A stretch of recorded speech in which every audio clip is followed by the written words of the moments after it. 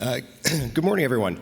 It is my immense good fortune to be the head of policy at the Bitcoin Policy Institute, which means that my job here is to think about what policy areas we focus on and what our stance should be, and then how to deliver that message to policymakers. Now, when we have those conversations, upstream of being able to explain what good policy is, we need to have an understanding of why Bitcoin is an important subject of good policy. So there's an image up here from one of my favorite films, 2001: A Space Odyssey. It's a famous jump cut where the monkeys that are hitting each other with bones, one of them throws the bone in the air and it becomes a satellite. And this is an image I think about a lot when I think about what Bitcoin is. Bitcoin is not just an asset. It is an asset, but it's also a fundamental transformation in technology. And the path to understanding Bitcoin and its importance begins with the question, what is money? Most of us, all of us, were not around thousands of years ago when gold monetized as money. But this is a slow Darwinian process where different societies tried different commodity monies. If you've read the Bible, there's all sorts of passages about someone's dowry being 6 sheep and an oxen. The term shelling out comes from the use of seashells as currency. Glass beads has been used as currency. Salt is where the term salary comes from, or being worth salt. But out of this process, slowly gold emerged as sort of the apex money. Its features, durability, scarcity, fungibility, divisibility, made it the best form of money. And slowly over time, the world moved onto a gold standard. Today, we have a new form of money that is not the process of a Darwinian evolution, but is engineered to be the best form of money, and that is Bitcoin. And so, aside from thinking about the technical aspects of Bitcoin, aside from looking at the chart, in order to really understand Bitcoin, if you're a policymaker, you need to do the type of thinking that maybe you haven't done since late night in your freshman dorm in college. But this really is as if we discovered a new element that's very much like gold, but you can email it around the world, and that has really important consequences. Just a brief minute about BPI. What is BPI? Why does it exist? BPI is a 501c3 public charity think tank. We don't represent the industry. We have lots of friends in the industry you'll hear from today. But really, we are a group of people that are passionate about Bitcoin. We think that having good policy around Bitcoin is important. And then we care very much about this country and think that the United States should be a leader in Bitcoin and have good Bitcoin policy.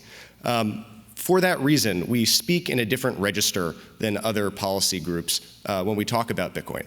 We are here sharing our own views, trying to share the wisdom that we've learned from our friends on this journey. I think for that reason, we're uniquely situated to be a credible voice for Bitcoin in DC. And when I say that we're not an industry group, we're not really here representing any company or any specific group of companies. We're really here to represent the Bitcoin network itself. And when we think about what that means from a policy perspective, I like to break the network up into 3 parts that have 3 different sets of policy issues associated with them. So first, there's Bitcoin, the asset, Bitcoin as digital gold. The asset that is monetizing in real time before our eyes much faster than gold did because it was engineered to. That has all sorts of consequences for global economics and geopolitics that you'll hear about today. Second is Bitcoin, the technology or the network itself.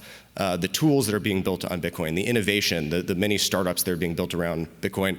And I'm really excited to hear from some of the people who are building those startups who are going to be on panels today, who are making Bitcoin usable around the world.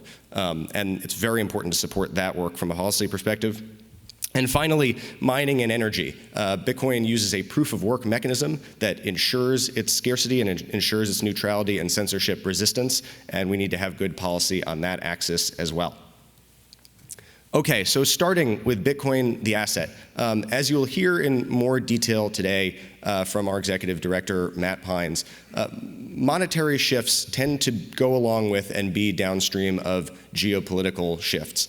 And if you've been paying attention to the news at all, you know that we are in a world right now that's undergoing extreme geopolitical shifts. We are perhaps exiting the post-World War II paradigm, entering into what the 21st century is going to look like in full bloom. We see hints of what this is going to look like with AI, with modern warfare, and we're starting to see what it looks like with monetary policy. In China, they're experimenting with central bank digital currencies, which are powerful top-down surveillance technologies, and they are buying gold in large amounts to undermine US treasuries as the world reserve asset.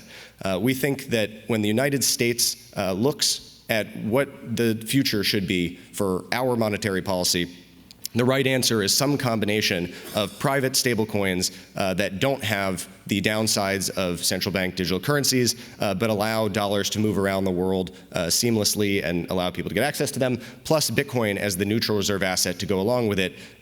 You'll hear in our data talks today, much more Bitcoin is held in the United States than percentage of the gold network. And so there's a large advantage to the United States embracing Bitcoin in that regard.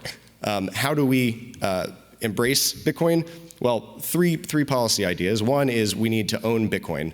We need to have public investment in Bitcoin, both at the federal level through a strategic reserve, as reflected in the president's executive order, and then states should look at their own reserves. And we just released an open source framework that I hope you all will take a look at today. Next, we need to embrace Bitcoin as collateral in other instruments, particularly bit bonds. You'll hear a great talk today from Andrew Hones, who's largely responsible for the idea of bit bonds, about how to increase demand for sovereign debt using Bitcoin. And then we need to make sure that our capital markets are aligned for Bitcoin to succeed, which we will talk more about today as well.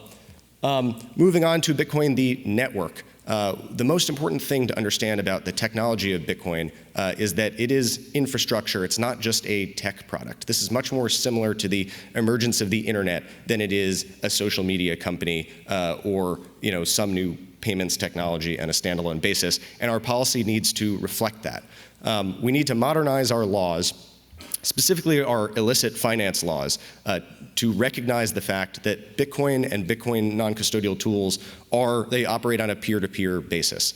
It is, for the first time in human history, possible for a user to send another user money electronically without any intermediary. And regulations that exist now presume that there will be an intermediary. So we need to make sure that we are not prosecuting software developers for writing code that people transmit on a peer-to-peer basis, even if those end users are using that code to transmit money for illegal purposes. We need to rewrite our illicit finance laws to protect us against real illicit finance threats, real terrorism financing threats, real threats from rogue nations, while not undermining the ability to use peer-to-peer technology in the United States. And we need to think about how to foster innovation, whether that's with regulatory sandboxes for early-stage companies so they can test out pioneering technology without spending millions of dollars on compliance, or modernizing our state money transmission regimes so that startups can file one application rather than go 50 states, state by state. Finally, the third pillar of our policy is mining and energy. Lots of great talks on this today, but I think this is one of the most misunderstood areas of Bitcoin. Mining is incredibly important to the network. It is not going to boil the oceans. In many ways, Bitcoin mining can help monetize stranded renewable energy. It can make wind and solar projects that were otherwise economically infeasible feasible. It can strengthen grids, like we've seen in Texas, to provide flexible demand that allows power to be available and diverted to communities when it's needed, for example, when there is a storm. And lastly, there's a deeply symbiotic relationship that you'll hear more about today between Bitcoin mining and AI. Because Bitcoin mining is a flexible use of energy, and when you train a large language model, you need to run those GPUs for a really long time. If we're going to be a leader in AI in America, we're going to want to pair our AI data centers with Bitcoin mining data centers to be able to have the robust grid that we need. Outside of our three pillars, the other thing I'm really excited about for you all to hear today is a special section of today's summit by the Human Rights Foundation.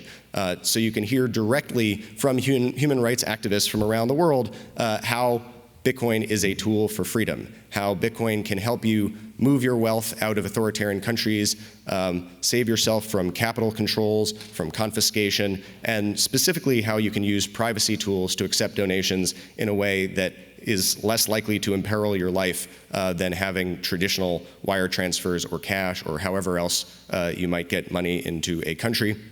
And to really think about how powerful it is that all you need is a phone, which is available cheaply and around the world. You don't necessarily need even an internet connection. You certainly don't need a bank account or a brokerage account to hold Bitcoin. This is a truly egalitarian technology that can be used by the people around the world who need it most, just as much as it can be used by wealthy investors in the United States. So to sum it all up, Bitcoin is important. It's a transformational technology, and there is this very brief moment in time where Bitcoin is coming onto the world stage. It is monetizing rapidly, and we really have one shot to get this right as a country. That is BPI's sole and singular focus. We need to meet this moment with every bit of energy it deserves. We need to be creative. We need to be thoughtful. And if we do it right, Bitcoin aligns with the best in American values. It aligns with freedom. It aligns with democracy as a grassroots, bottom-up network. And BPI is here to help guide U.S. policy and to be a resource for all of you policymakers who may be listening to this that want to understand more about Bitcoin or what good Bitcoin policy looks like. Thank you.